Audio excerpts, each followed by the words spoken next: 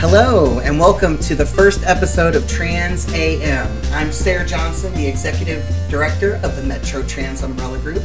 We are a trans-led grassroots nonprofit dedicated to building power and providing social and emotional support for trans, non-binary, and intersex adults in the St. Louis metro area. Trans AM is a trans-led show that takes a deeper look at the issues that affect trans community. Too often our stories are told by cis folks, and this is one of the ways that we're working to take back our own narratives. Really quick, in the world of the Metro Trans Umbrella Group, we've got some really awesome events coming up. We are having our 6th annual art show, which is amazing, and that's going to be on Saturday, April 13th at the Mad Art Gallery. It is our premier outward-facing event. It's a fundraising, friend-raising extravaganza centering trans and queer folks in the metro area with their art. It's at Mad Art Gallery at 7 p.m. It's an all-ages event, and we'd love for you to come out. $5 suggested donation, but nobody's ever turned away from any MTUG event for lack of funds. We also have an opportunity on Saturday, April 6th, in a partnership with the ACLU, as well as Savvy Coders, Pot Bangers, a number of other organizations are going to give us some love. We're going to provide a documentation clinic, some trans expansive panels. There's going to be some classes. It's really going to be an excellent day of trans positive visibility on Saturday, April 6th from 1 to 6 p.m. at the Fellowship on Jefferson. So welcome to our show. Our first show today is about family. Chosen family, made family, and the way that trans, expansive, and queer folks do family. And I'm really excited to introduce you, or have these folks introduce themselves for our first show. Go ahead. Yeah. Hi, my name's Kahle Marshall. I am a female-to-male trans man with 2 kids. I have 2 boys, and I have been married for a year in May. Dang, that's so long. I'm originally from Illinois, but I have stayed in St. Louis for about 3 years now, and I enjoy it. So. All right. My name is Willow Rosen. I think the first place that I start thinking about family is honestly professionally.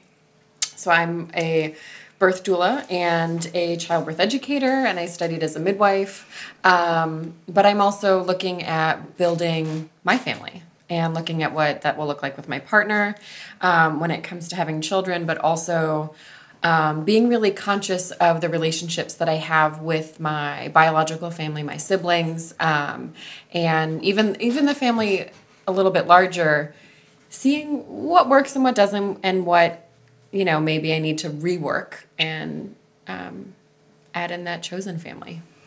Yeah, I mean, I think we are in a unique position oftentimes as queer folks, as trans expansive folks, to define how we do family and create systems that work for us. In my own narrative, I'm a birth parent as well as an adoptive parent, and I also consider myself a parent to a lot of trans expansive folks, I guess. So how did babies come into your life? Talking about babies first off. Well, my kids came into my life with my wife. Previous relationships, that's how they came. And then before we were married, I met them, and it was just like an instant connection. My oldest biological parent did not want him, so then when we connected, I actually legally adopted him. Oh, yeah. So he became mine, and we were just like 2 peas in a pod. My youngest, pretty much the same. If whatever I do, they do. And so we have been looking into having our own, and how to go about that. With me being on hormones for about 4 years. Okay. We know that it is a difficult process for us. So we've been looking into it for about a few months now. Yeah. And it's hard, but it's exciting at the same time. So I enjoy it. Willow, do you have any insight into trans-masculine humans and birthing these babies? Yeah. And will you share some of your wisdom? So a lot of this information comes from trans-masculine humans who have done the work, who've had the experiences themselves and then put stuff out there. So Trevor McDonald has a website called Milk Junkies, which is really great, and a book called Where's the Mother, which is a really interesting story about trans-masculine lactation to feed the humans that they birthed.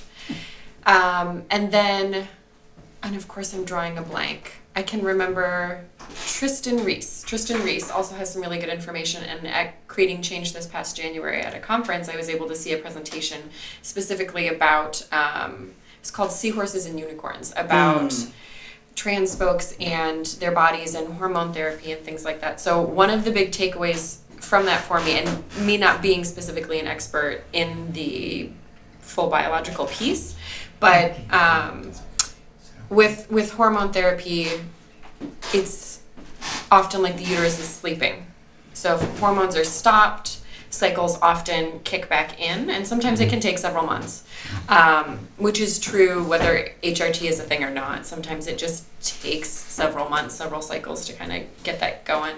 But there are a lot of other pieces to consider. You know, it's not always as simple as stopping one hormone to let the body kick in a different. There's always the personal experience that ties into. So, you know, what does that look like for you? What does that feel like? That kind of stuff. What does it look like for you, Willow? Are you a human who wants to procreate another human? I do. I want to try and grow one in here. Okay. We'll see. We'll see. I haven't tried before. In doing birth work for so many years and watching people go through that experience, it's something that I really want to try and to do. And I'm very interested in chest feeding my kids someday and having that experience. I don't plan on taking any hormones that my body doesn't already make. So that's something that I don't have to navigate, that specific piece, but also my partner doesn't make sperm. So we have to go find some sperm. And that's been a very interesting conversation the last few years, because there are so many ways to do that. There are banks, there are friends, there are, I mean, some people do hookups, and there's just a huge range. So we're kind of navigating that, and I joked with a friend as a queer person who had sexual interactions with people that made sperm, and she and I were talking about spending so many years avoiding it at all costs, and now we're actively seeking it and may very well spend much money trying to get it. It's fascinating. It's interesting. It's so lovely to be queer. I love it. Right. Me too. Yes. Well, and I'll bring a little bit of my narrative to the table as far as, so I was able to birth 2 babies years and years ago, and then my partner Sharona and I went through foster parenting, the journey of foster parenting, which is lovely and tough. And we were fortunate enough to get our 11-year-old human adopted through foster care. And so I think that there's just so many ways, if we choose to go down the path of having small humans in our life, there's so many different ways to do it, right? And so I'm gonna back it up a little bit to the more macro level of chosen family. It's a beautiful, unique place sometimes to be able to choose your people, you know, because you get to handpick the folks that are gonna love you right, or get real close, and sort of reflect your values. So talk to me about what does chosen family mean to you? For me, like, chosen family, I figured it out very young in high school. Me and my best friend, we've been best friends since freshman. And so we went through the same similarities of family and life. So we became family. And that, for me, is very close. If I can connect to you on a different level, and if I connect to you with different things, then we're family. Yeah. And so now, like, basically, he has started his transition a year ago, which I started mine 4 years ago. So now we're back to something that draws us back together, that we can experience. He'll come to me with questions, and I go to him also, because he experiences things that I didn't have to as a trans man, and as prior to my transition, lesbian. I went through things that, you know, I did and he didn't. So far my trans family and my chosen family have been amazing to me. Yeah. So I just like being able to have that chosen family when your actual family isn't there when you need them to be. Sure. Yeah. How about you, Willow? It's been a journey. So I lost my brother a handful of years ago, and what that did when it comes to family and chosen family was a lot of folks fell away. And I was told that that would be a thing. And the people that could show up and chose to show up, and many of them I met in that first year after. And I don't know if, you know, for folks that have lost someone or experienced a really intense trauma like that, it's that first year is a hell of a thing. And to meet someone in that time and kind of scoop them up, that's what happened. I was scooped up by an incredible community of folks here in St. Louis that redefined what community meant to me. And it kind of all clicked. And I went, oh, yeah. Yeah, that's how we show up. That's how we love each other. We have, like you said, we have this opportunity to rename that. And I also have the really incredible, beautiful experience of having my 2 remaining siblings here in the city now, less than 10-minute drive from my home. Yeah. And we do family dinners every week, and we get to do fun things. And I think none of my experiences will ever be without the loss of my brother. That's going to just be a part of everything from now. So I know that that kind of tints how precious the relationships with my biological siblings are, but definitely for my found family too. Yeah, and I think that opportunity, some of it comes from we've had to rewrite enough shit already that why wouldn't we rewrite how we communicate and how we care for each other and how we love each other and show up. What do you think having the opportunity to choose family means to queer folks in general? Like pulling it out of our own narratives, but just sort of speaking on behalf or really just kind of analyzing that, I guess. I feel like for queer individuals, I feel like they're able to pick the people that they know will support and love them. That are able to give them what their biological families either can't give them or won't give them. Rather it's due to religious beliefs or just personal beliefs. As a queer person, like I know for me as a trans man, my first year's transition, it was hard. It was hard. I had family that respectfully were like, you know, yes, I disagree with it, and they would just stop talking to me. I had friends that would just drop me, and so I had to realize, like, okay, now I need to go find people that I can support and that can support me emotionally, because transitioning is a very strong emotional thing. And I had to realize that as a young age. I was just 19. I had just figured out I was trans. I was like, okay, what do I do? What do I do?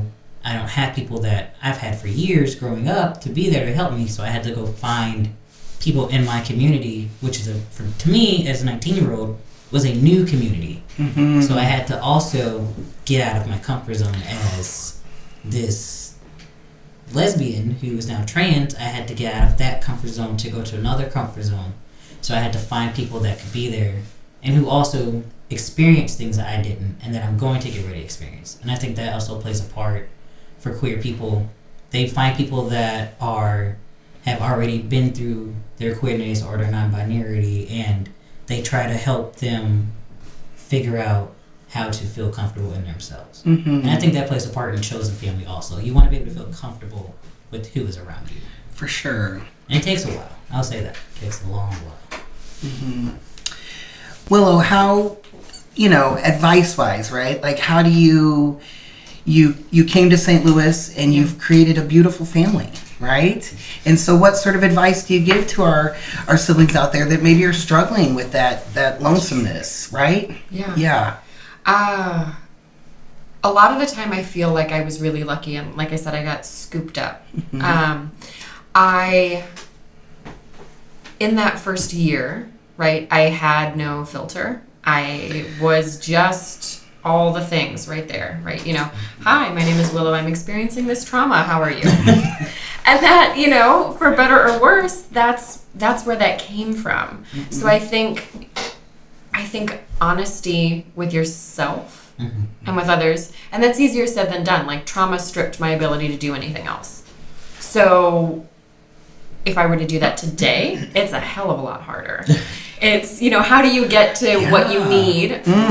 I don't know. There's so many different ways. How do you get to what you need? Here and here. Right. And so I guess that's kind of my biggest advice. And then there's going to be some seeking. I didn't just stay in my apartment and people knocked on the door out of nowhere. I did go out. And sometimes for people that's hard. Like for me, I was able to get out because I perform.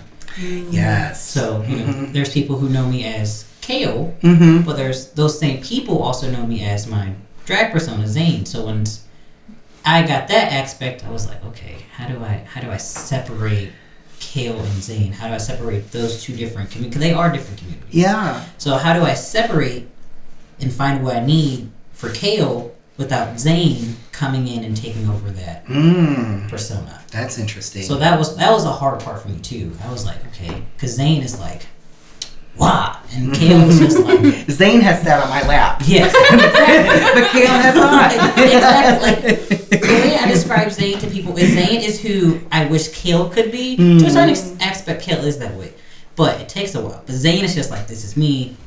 I'm gonna like touch on you. I'm gonna make you get comfortable if you're gonna come to a drag show. Yeah. Which you mean that's what you want. You want to have fun.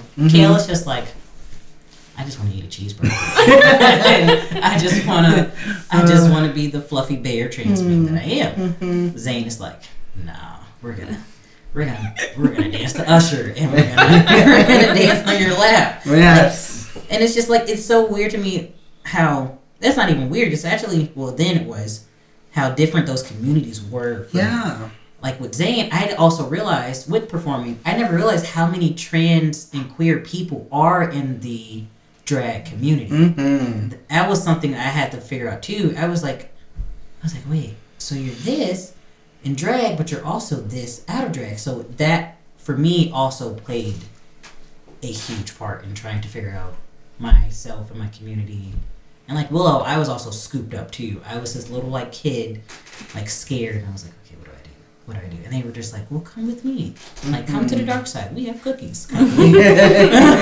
So it was just like, I got scooped up and I got filled with love and support that I was missing. Because like Willow, I went through a trauma also before my transition. And so it helped me have people come scoop me who also related to my trauma. Yeah. And it helped me heal and helped me realize like, you will be okay. You have us. We have you. Type of thing. And it works. It's great. Yeah. I love it. And I think that's scooping, right? Someone has to do that. Yes. So now I feel in a position to scoop. And that's the trick, right? That's community. It's kind of like a chain effect. Like someone scoops you, so you have to scoop another person. And then, but I feel like scooping makes our community also. Because there's a lot of queer and trans people who are by themselves. For sure. And so you have to go find them and go scoop them and like hold them and be like, I love you. Give them a little pat or something. Yeah. I don't know. Yeah. Well, I think that for, like with the Metro Trans Umbrella Group, I was so fortunate that I came out to so much good loving with my family of origin, with my Sharona, with my children. And so it gave me a huge scoop, right? To be able to bring folks along. And I want to, because MTUG is so near and dear to my heart, I think a lot of familial context comes from the Metro Trans Umbrella Group and the support groups and the intimacy that is created in the support groups. And, it's not really a plug for MTUG, it's a plug for community. If you're looking for community, you can find a lot of community here through the support groups. Like it's people that are intentionally seeking support for one another come here. So, yeah, and I know that it takes some bravery to walk in the door, for sure. It does, to be like, this is me, and if you don't like it, oh well, but if you do, welcome. Like, that's the hard part. Because I know, like I said, I come from Illinois, and so there's not a lot of support for trans or queer people in Illinois. Like, I'm on the MEPSI board for Illinois. So we're trying. Plug that MEPSI. We're going to table this here. Yes. So basically, there's a few of us. There's me, and you might know Jameson Hand. He's also trans. So we try to help. We try to figure out how can we bring more of what St. Louis has to offer to Illinois. Because there's a lot, even though there are GSAs in high schools, but what about after high school? Right. You don't have that community, so that's where MEPC comes in, and we, like, so far we had like a little church thing where we have like kids come and, you know, tell us about themselves, try to get more friends to build our community. Yeah. And then it's also harder for Illinois because there's more, as they say, old age gays there than there is in St. Louis. Okay. So, and I old realized, age gays. Yeah. Look, don't send us any hate mail. I know. East Side. That was a gay whole new boys. word We for love me. you. I was like, there is, and then as I got older, I realized that there's not very many young LGBT people in Illinois. That is interesting. We go to St. Louis. Okay. Because St. Louis has more resources for us. And I realized that once I moved to St. Louis, I had more resources and I had more people that I could connect with. Okay. So with MEPC, we're trying to like put that out there. Bridge it. Yeah. We're trying. So far, we're doing good, and I enjoy it. I enjoy being part of a community and a board that loves the community as much as I do. Right. It's another familial context, isn't it? So talk to me about what you're doing in the summer, Willow. Ooh. Yes. Yeah. Yes. Well, so I spent 6 hours working on funding applications to go, do this so I don't have to pop it on credit cards. Wow. Yeah. Well, I'm going to Austin, Texas for just over a month to work with an anthropologist named Robbie Davis Floyd, who I've loved for I've loved her work for 10 years. I suppose we haven't really hung out much yet. But this summer I'm going to live with her for a month. Wow. Yeah. And then help her on the newest edition of her book called Birth is an American Rite of Passage. And when I emailed her about doing some kind of work with her at some point, she emailed right back the next day and said, and I mentioned a little bit about my personal experience and what my academic and professional goals are, which is to work on reproductive health care for queer and trans folks. Yes. And she emailed right back the next day and said, great. So I want 10 of my 100 new interviews to specifically be with queer and trans people. And would you help me do those? Would you make sure that my language is safer and inclusive? That was the language she used in her email. And for someone who's been publishing work since the 80s, that was really exciting. I was a little bit nervous to see what her competency level was and how much I was going to have to teach when I got there. But it seems like she is really open, first of all, to learning, which is huge. Yeah. And then she's got some good word bank stuff going on. So we'll see what that looks like. Yeah. But yeah, I'll be working. And if anyone knows of anyone in Austin, Texas, who's had a baby since 2000 and identifies as queer and or trans and wants to do an interview, please, reach out, and you can do that through... Sure, we will. Yeah. We're all connected. We'll make that work. Because, I'm trying to organize those folks now before I go out. So I'll be doing those interviews, and then when I come home, I'll spend the last year of my bachelor's, working on compiling this 50 to 70 page... Don't worry about it. Report of what I did in Austin and situating that in a larger scholarly and cultural context. So we'll also be looking at what other narratives are out there for trans folks who've had kids. So some of the stuff I mentioned before.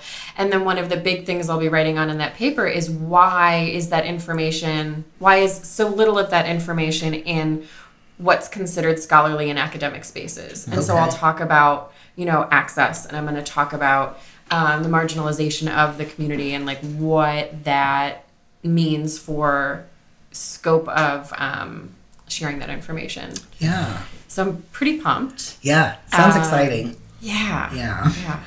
And I definitely have a love-hate relationship with data, but I realize it's vital. Right. Especially when we're collecting our own data. I think that there's something pretty powerful about that and appropriate.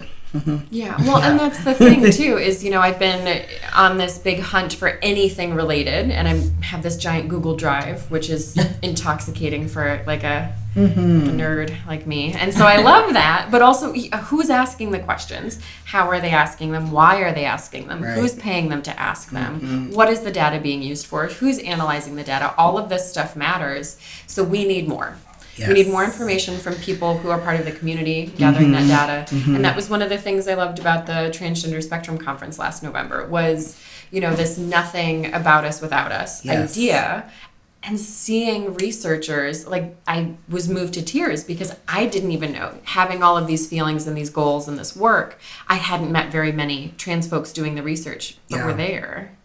We're doing it. Yeah. And we just need to connect more and keep doing it and have people pay us to do it. So we're working on that. Yes. So let's talk about how, for those of us that choose small humans in our lives, how I'll have you do it anticipatorily, Willow, but I'll have you do it like real right time right now. Like, how do you feel or believe to be that your identity will affect or affects your children? For me, personally, my family is very interracial because my wife is of white descent. My oldest is Mexican and my youngest is white.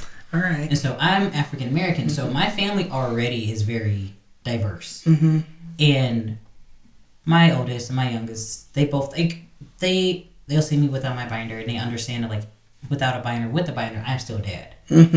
But say if I go into public, I'm very proud about my transition. I have a tattoo, I have a pendant. So there's people where I live, they know what I am and they know who I am, and they will look at me and they'll be like, this person raises 2 tiny children.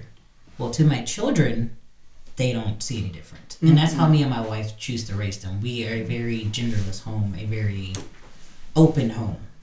Like, for Halloween, my oldest was a lady scarecrow. And my youngest was a teddy bear. With like a little pink bow. Like, it's not, I expressed to my wife before we got into our relationship, I want a genderless home because I want my kids to be able to be open. Which is something I couldn't have as a kid. Right. I wasn't able to grow up to be myself. And I want my kids to have that. So, as being a trans man and raising 2 tiny kids, not like, they're like babies. My kids are 3 and 1. So, to raise these tiny humans in such a complex and difficult and such judgmental world, I want them to be that little percentage of the world that's, I love you no matter your skin, your gender, who you are. I want to be able to love you and appreciate you for who you are based off your personality. And because that's how I am. I raised myself that way, and I want my kids to be that way. I want them to be very loving and open individuals. Whether they are trans when they grew up or whether they're trans now or gay, I want them to know that your mom and your dad love you. Whether I'm trans, whether your mom's cis, we love you. Yeah. And that's something we project to them, even as we're trying to look into having another one, which is another difficult process because I personally, I don't want to experience childbirth. I'm like Willow, which applaud to you. It's something that's not for me. My wife has already agreed to carry on that. Like Willow, I thought I would never want like someone's sperm to be like, can I have this? Right. Can you put this in a cup for me and I can take this? I ran away from it and now it's like, just give it to me. I need like $50 for it. I don't know. Right. It's so weird for me. That's what I'm grasping right now is, can I just have your sperm so I can make a baby? Because I've never experienced having a baby. So I'm excited for that part also. And so basically, once we do have another baby, I want to put what we have for our kids now for our baby then. Yeah, right. So, especially because I have a tiny baby. No. Little peanut baby. Yeah. A little, I call it a kumquat. I don't know where that word comes from. I call it a little kumquat. So every time I talk to my wife about like kids, I'm like, I just can't wait to have a little kumquat. And I'm just looking at the ceiling and she's like, what? I might have to borrow that. Kumquat? Yeah. It's such a weird word. Well, and you have oranges and then kumquats are like tiny, right? It totally makes sense. So just have this look now. It works. Someone connects with me. She says kiwi, I say kumquat. Oh. Yeah, any kind of fruit and babies. Fuzzy I'm all baby. about it. Yeah. Maybe that's why she says kiwi, because babies are kind of fuzzy. Oh yeah. Oh, now I get okay. She has a point. All right. I still think of a kumquat though. That works. I think they both work. So talk to me, Willow, how identity and small humans are going to be playing together. Yeah. one of the things about not having the opportunity, we'll go with that, having the opportunity to accidentally get pregnant with my partner is it has to be intentional. It has to be very, very intentional. And the conversations, and my partner Ro and I are already quite intentional people. And we communicate and talk all the time, which I love. And so we've had discussion on discussion on discussion about how we want to raise kids.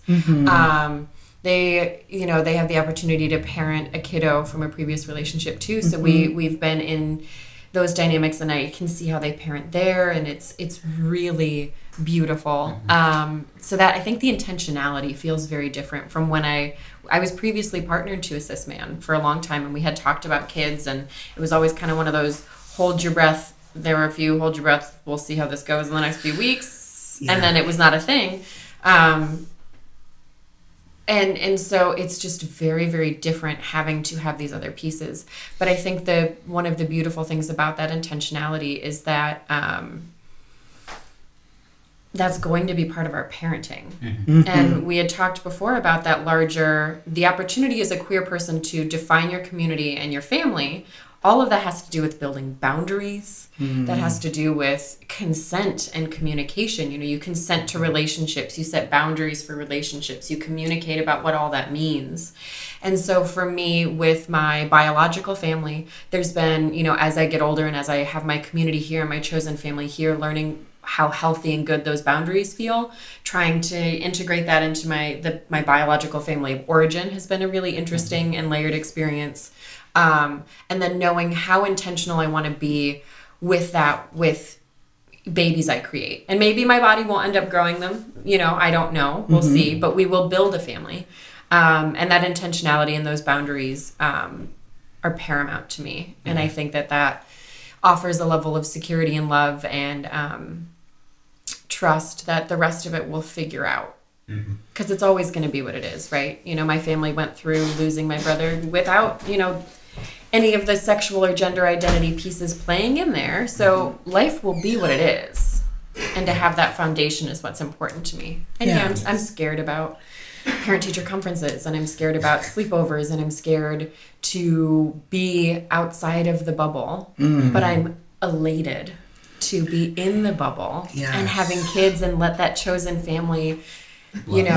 oh my God, I already have friends that are talking about buying pack-in plates to keep in the house so we can come over every week still, and they can take naps, and and they've talked about, I've got friends that don't want to have their own kids, so they want to take my kids for the weekend and teach them how to hike and go camping, and do that.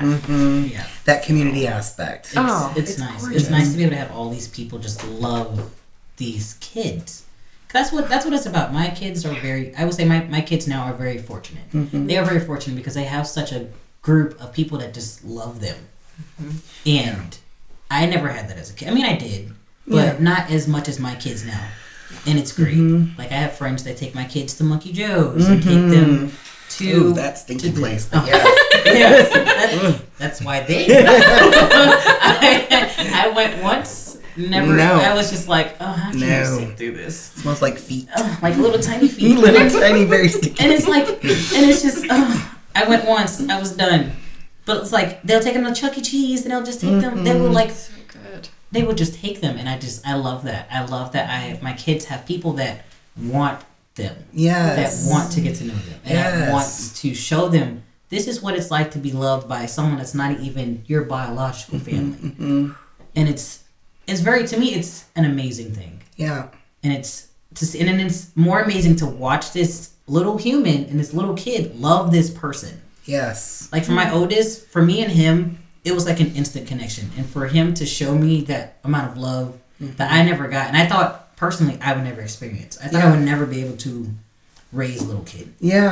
So to have him and to him show me like, you're my dad, you're my son, like to have that love between. It's like, it's for me, it's very emotional. And to my wife, like we talked about it multiple times, how much my kids love me. And it really does make me cry because I thought I would personally never have that.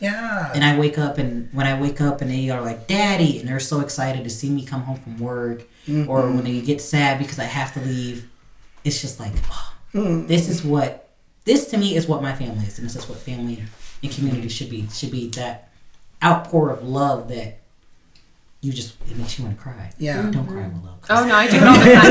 It's fine. It's just a part of. It is an amazing thing, and that's why for me and my wife, we want to have another kid because we want to have this other kid be showered in this amount of love that my kids have now. Mm-hmm. And and also for my wife never had that amount of love. She's had a very difficult childhood, and so when she came into my life, she got this amount of love too, and it's wonderful. It's just wonderful how you can have a partner. Like I'm sure Willow could agree. It's you when you get with someone of the trans community, you always wonder how are they friends gonna. How are they going to act towards me? Are they going to love me the way that they love them? And it surprised me personally that my friends just instantly they took to my wife. Mm-hmm. Loved her. Hey, do you want to go do this? Mm-hmm. Hey, do you want to do that? Like they made her family. Mm-hmm. And I like that. It's something that brings me like a lot of joy to be able to just be like, my people love you. Yes. Mm-hmm. Yeah. My people. Mm-hmm. So it's amazing. Mm-hmm. I'm sure Willow can agree.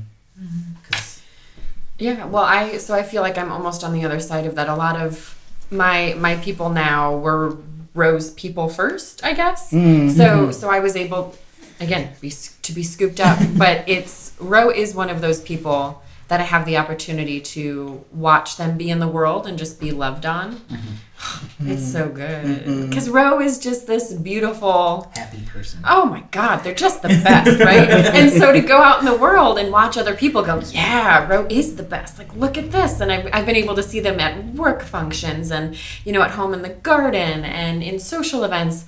And they get those love beams right back because that's just what they... They give it out. You give it out. You give out what you get what you give out. Mm-hmm. Like me, I'm a very supportive, I'm a very loving person, and I try to be that person everywhere I go. Mm-hmm. And that's what I get in return. I get that love. Like Ro. I've met Ro, and I'm kind of jealous of his garden, though. Well, you can come and play. It's the Feed the People Garden Project. Right. Another plug, yes. We always need volunteers. Every time Ro posts about it, I'm just like, man, I wish I could have a garden like that. Mm-hmm. I mean, we have people come over all the time. Sometimes I'm in the kitchen and they're just people in my backyard. And I'm like, okay, that's cool. I love that he loves that garden. Yeah. And it's so beautiful. Oh my God, and it's huge. And so this year we're getting chickens and we've got, fruit trees coming in and berry bush. So there's going to be like a mini orchard in my backyard, right? And then we have, 12 or 16 beds or something right now? That's amazing. And that's feeding family. Right, Yeah. so that's the other thing. Is like we're growing food and then we'll get to... we work with pot bangers, yes. So we give them food, which then goes out and feeds the community. So many, yes. And so the garden feeds Ro's soul, hands down. They just absolutely love it, and it's been a really healing thing for them. Mm-hmm. But then we get to feed the community. And as someone who, along with doula work and childbirth education, I was a nanny for a long time, and I've always been kind of Mama Willow in like all of my spaces. Mm-hmm. And I love it and I lean into it. It's that caretaking and I feel that. So then the idea that I get to just keep feeding people, it's good. It's kind of really good. You get to keep helping people, and that's what makes you feel good. Mm-hmm. Yeah. You love to. I love to be able to just help, like anything, any way, and anything that I can do to help someone. Yeah, I'm instantly there. Like if you need somewhere to come stay, I have a couch. Mm-hmm. I have another room. Yeah. You might have to play with my kids for a little bit. They're kind of invasive. Have to. But there's no kind of. You have to. Right. My son will instantly. What's your name? Mm-hmm. Like my son is just so open, and I love it. He will. Like he even asks me. He's like, "What's your name, Daddy?" And I'm like, "What's your name, Keegan?" Oh, okay. And we just, it's great. I love it.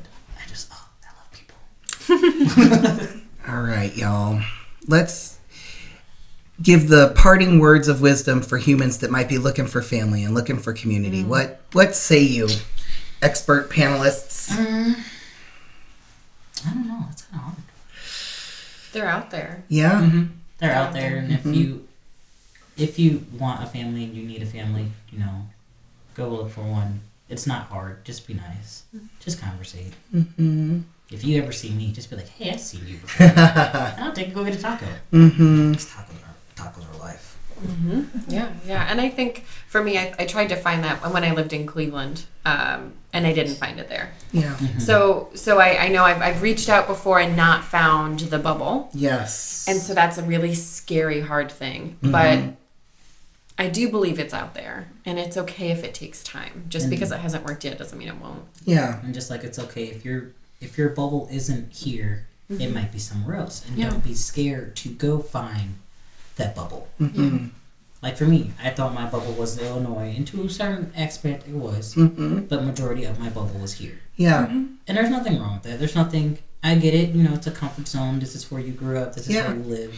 Yes. But if it's not here, then be a bird and fly away and go find your flock. And we're already brave, right? Yes. That bravery takes to be ourselves and be in the world, and that power that helps finding the family, you know. Sure. And if you have to move, or if you end up moving, or if your discovery takes you in places you don't expect, you're already brave.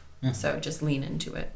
That's my and just give out the energy that you want to receive. You'll receive it. All right, folks. I think that's going to be it for this first episode of Trans AM. And if you liked this show, be sure to subscribe below in the fancy world of computer things. I thought you were pointing to me. I was like, yeah, subscribe to me. Go ahead and subscribe below or on your podcasting app, and follow the Metro Trans Umbrella Group on Facebook, Twitter, and all of the social medias.